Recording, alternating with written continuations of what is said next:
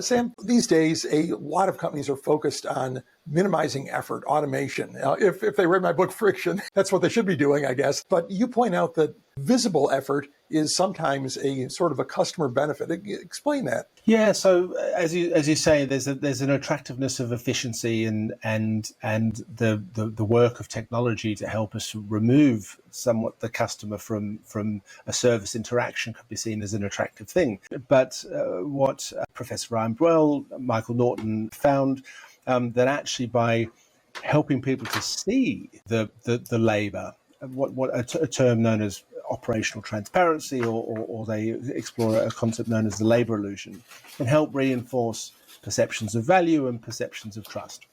So, for example, and the pair write in a Harvard report, on an automatic sort of telehelp call, for example, having the audio cue of someone typing in the background can help people feel like their queries are being better served.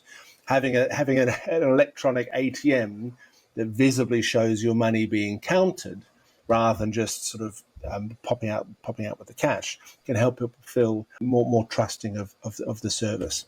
So while there might be this desire for moment by moment sort of rapid speed service and not showing the working, actually what we can find is we can slow things down, show what's happening, and people value it more. Just a couple of days ago, Sam, I talked to Soon Yu, who coincidentally also has a book called Friction. He had a great example in his book from the company TurboTax, part of Intuit, that does tax preparation software.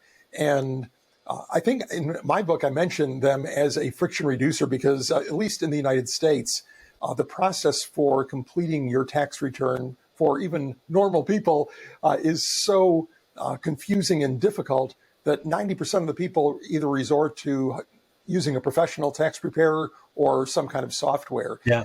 So in that case, they are turning something that's complex into something that is not pleasant. You can work through it pretty easily. It's asking a question here and it's encouraging you, and it's fine. So it's a friction reducer. But one thing that I think fits in perfectly with what you're talking about is when they go to check your return or do at various steps, they'll have a progress bar that suddenly says, okay, now we're checking all your mathematics, all your arithmetic. Then it goes to, we're looking for additional deductions that you might have missed. And it goes through these processes where I'm sure that they could have instantly said, okay, you're done, click submit.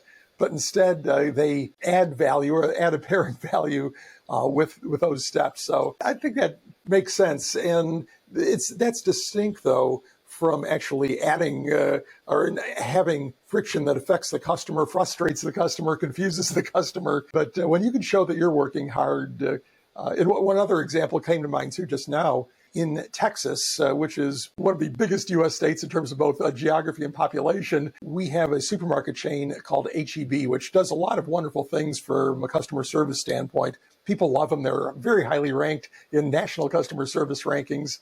But one thing they used to do is they prepare their own guacamole, which is a specialty of Texas. And they used to have some ladies in a little booth in the front chopping up avocados and chopping up jalapenos, show the effort that went into making their custom guacamole. And to me, that was brilliant because it conveyed freshness.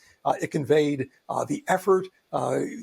Now, I think quite probably in the back room, they have a more industrial preparation process. But, to me, this was just, again, a brilliant example, as you say, of demonstrating effort going into a product and by doing that, adding value to that product. I love that. And firstly, because they both come from very different industries. So we're talking about tax claims and we're talking about guacamole.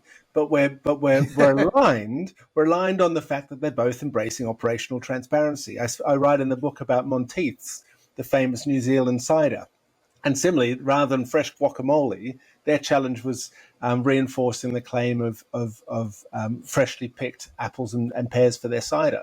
So what they did was put twigs from the orchard in the boxes. When they sold a carton of apple cider, they had a twig from the orchard as just a bit of evidence of the operations.